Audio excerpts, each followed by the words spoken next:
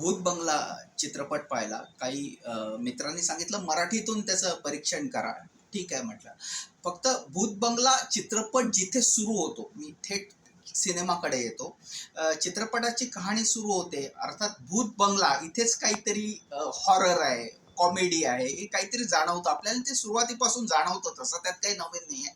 त्यामुळे मी कथानकात वेळ जास्त घालवत नाही. एक गाव असतं भारतामध्ये आणि तिथे जिथे लग्न होतं म्हणजे त्या नवरीला राक्षस उचलतो, भूत उचलतो वगैरे अशी कथा आहे. आणि अक्षय कुमार नंतर तिथे येतो आणि त्याला आव्हान देतो की हे कसं खोटं आहे, हे कसं थोतांड आहे, भूत बीत काही नसतं. मग ते त्याच्यावर कसं उलटतं. त्यामुळे कथानकात नाविन्य नाही तरी हा पिक्चर का पाहावा हे अतिशय महत्त्वाचं. हा चित्रपट का पाहावा याची अनेक कारणं. सर्वात महत्त्वाचं म्हणजे हॉरर कॉमेडी. म्हणजे इथे हॉरर आहे आणि कॉमेडी पण आहे. दोन्ही भाग मला आवडले. त्याच्यात कॉमेडी म्हणजे विनोद आहेत. बरेचदा काही विनोद 3-4 वेळा रिपीट होतात, पण विनोद आपण एन्जॉय करू शकतो. बरं, हॉरर आहे का? तर डेफिनेटली काही हॉरर सीन्स आहेत. म्हणजे ते तात्पुरते तुम्हाला त्या क्षणापुरतं घाबरवतात आणि नंतर तुम्हाला कळतं त्यात तथ्य नाही आहे. पण हा चित्रपट का पाहावा हे अंडरलाईन अभिनयासाठी. येस, अक्षय कुमारने अभिनयात जीव ओतलाय. खरं अक्षय कुमार स्वतः निर्माता आहे, पण निर्माता असून अभिनयाची जबाबदारी सांभाळणं खूप कमी व्यक्तींना जमतं. अक्षय कुमारने अभिनयात जीव ओतलेला आहे. दुसरं, परेश रावल यांचा अभिनय दर्जेदार आहे. हा, आणि मला खास उल्लेख करायचा आहे. एक अलेक्झांडर म्हणून अमेरिकन, मला वाटतं एक अलेक्झांडर ओडोनेल म्हणून एक अमेरिकन नट मला वाटतं आहे, त्याचं नाव मला आठवत नाही. पण त्याचा अभिनय खूप दर्जेदार आहे त्याच्यामध्ये. याचं कारण असं की त्यांनी बरेच हिंदी आणि मराठी चित्रपटात कामं केलेली आहेत. अर्थात तो मूळचा अमेरिकन ॲक्टर आहे. बोस्टन युनिव्हर्सिटीत त्याचं शिक्षण झालं. मी चित्रपटाची जे कनेक्टेड तज्ज्ञ आहेत त्यांच्याशी मी बोललो. बोस्टन युनिव्हर्सिटीत तुम्हाला एक वेगळं कल्चर अनुभवायला मिळतं. येस, बोस्टन युनिव्हर्सिटीबद्दल मी ऐकलं होतं.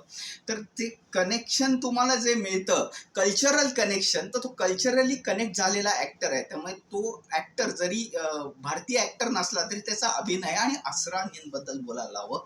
असरानी जुने अभिनेते आहेत, म्हणजे आणि आत्ताच नुकतेच त्यांचा मृत्यू झालाय. तर मला असं वाटतं हा त्यांचा कदाचित शेवटचा सिनेमा असावा. पण असरानींनी वयाच्या 85व्या वर्षी अभिनयात जीव ओतलाय. म्हणजे अभिनय दर्जेदार आहे. बरं, आता शेवटचा प्रश्न उरतो, हा चित्रपट ऐतिहासिक होऊ शकतो का? नाही, हा ऐतिहासिक चित्रपट होऊ शकत नाही, पण हा एक चांगला चित्रपट होऊ शकतो. आता चांगला आणि ऐतिहासिक मध्ये येणाऱ्या गोष्टी काय? सगळ्यात महत्त्वाचं म्हणजे सॉंग्स, चित्रपटातली गीतं चांगली आहेत, पण कधी कधी खूप सायलेंट आहेत आणि कधी कधी नको तिथे नृत्य आहेत आणि नृत्यामध्ये सुद्धा अभिनयाचा अतिरेक आहे. चांगला आणि अत्युत्तम आणि इतिहास घडवणारा यापैकी चांगला असा हा चित्रपट आहे. एकदा तुम्ही नक्की पाहू शकता.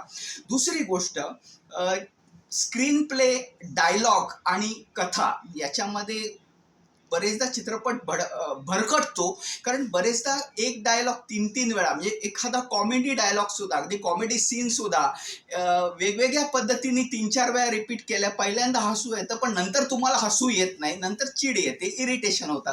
पण ठीक आहे, प्रश्न इथे उठतो. माझ्या एका निर्माते मित्रांना विचारलं, ते अक्षय कुमारला जवळून ओळखतात, की अक्षय कुमारनी कथा या ॲज अ निर्माता म्हणून लक्ष का नाही घातलं. तर त्यांनी सांगितलं, कसं आहे, एक युनिट तुम्हाला सांभाळावं लागतं आणि अक्षय कुमार हा असा नावाजलेला निर्माता नाही आहे, तो अभिनेता आहे.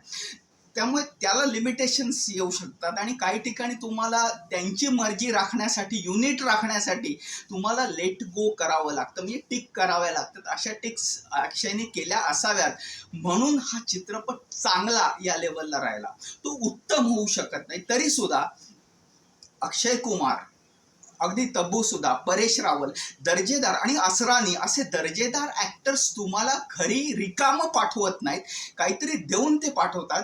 चित्रपट एकदा जरूर बघा. धन्यवाद.